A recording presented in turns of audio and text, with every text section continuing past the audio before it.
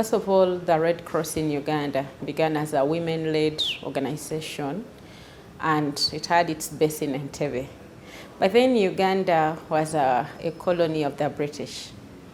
And so we did not have the Red Cross in Uganda, but rather a branch of the British Red Cross then. So when Uganda got independence, we became an independent national society. Because the government of Uganda signed the Geneva Conventions, and so they are party to that treaty. And therefore it was okayed for this country to have an independent national society.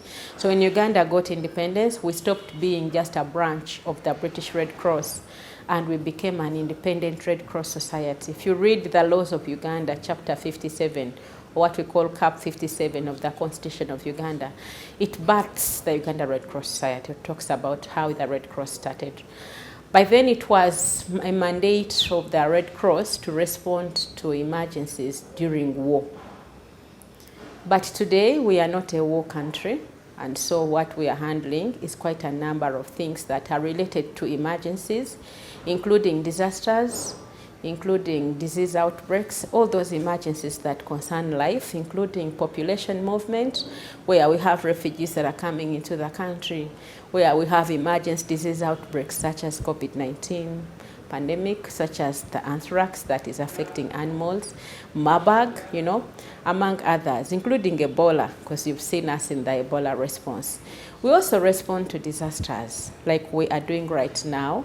And also we support people affected by other health emergencies such as road traffic accidents. That's why you see our ambulances responding quickly on the roads. We also support blood donor mobilization because scarcity of blood is also an emergency and a life-threatening one. So we come in to really address a number of issues. And that is why today we are asking the government of Uganda to revise the Red Cross Act. We enacted by an act of parliament in 1964. So many years have really passed. So it's actually by July this year we will turn 60 years of existence in the country. Our mandate has kept growing, and therefore we want the bill or the Red Cross Act to be revised so that it takes care of all the other things that we are doing today. So over the years, our work has progressed, has been changing, but not changing the field, but rather growing in terms of scope and coverage. As I speak, we have 51 branches spread across the country to be able to respond. We have a network of volunteers and members coming to about 500,000. That's like 500,000 people supporting our emergency response across the country. And that number is still growing because every other day we have new people signing up as members, signing up as volunteers. Those who are really captivated by the kind of work we do and want to join the mandate or want to join us are really signing up every other day. So we believe this number is going to grow soon. So over the years, that's how our work has kept changing, but most importantly, targeting the lives of those that are at risk or those who are vulnerable. We really support crises and emergencies, especially the man-made disasters and the natural calamities. We work closely with the Office of the Prime Minister or with the government of Uganda through the Office of the Prime Minister to address disasters. But over the years, we've come up with innovations, and also we've come up with better ways of doing this work. We began as merely volunteers responding, but today we are building capacities of government structures from the district to the grassroots level to see how they can also be involved. You see, tackling some of these emergencies is not a one-man show. You can't pull this through alone. As Red Cross, we are saying, where are the government structures to work with us? You understand? If a disaster happens like today, I know about 4 people have died in Kisoro. Just from last night to this morning, because of a landslide. Actually, it has affected 2 families. These people have died from 2 families. And the District Disaster Management Committee of Kisoro is working with our teams to be able to respond, but also support the people affected.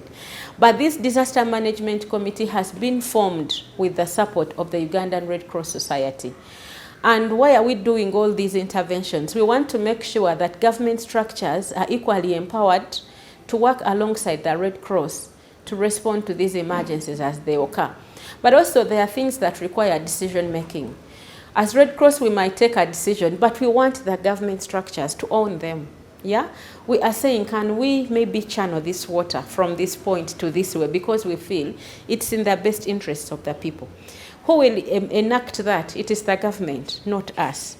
But where is the government structure? It is the district. And therefore, we are coming up with such interventions to make sure that government structures are empowered, are strengthened, and that they have what they require to be able to work alongside us as we save lives in disaster and emergency preparedness. Preparedness is helping us more because when disasters occur, they claim less lives or even no lives. But if there is no preparedness, response equally becomes difficult. If communities are prepared, when a disaster occurs, the impact is less, and also the risk is equally less. Let me share an example. I have not had any deaths in Kasese right now, but do you think River Nyamwamba shifted? It is still there. The heavy rains are on. But why? The Red Cross, through innovations, installed the river gauge on River Nyamwamba. We are able to monitor the water levels every other day. And what does that mean for us or for the community? We are able to see that water is rising, and therefore we send alerts and signals to people living around the river for them to vacate for their safety. You understand? And we're doing this still with the government, because we can't just go and install it there without permission of the government. So we work with those structures to ensure that preparedness is equally strengthened. We've also put community radios to enable us send out early warning messages to people in time. That's the preparedness I'm talking about. Because we don't want to wait when the river has burst its banks for us to be able to tell the people. So when we monitor the river banks and also the water levels, we are able to send out community alerts through the Red Cross teams on ground, or we call response action teams or RACATs, but also use the community radio structures that we've put in place, use the community leadership structures to be able to ensure that communication reaches even the lowest person as part of saving lives.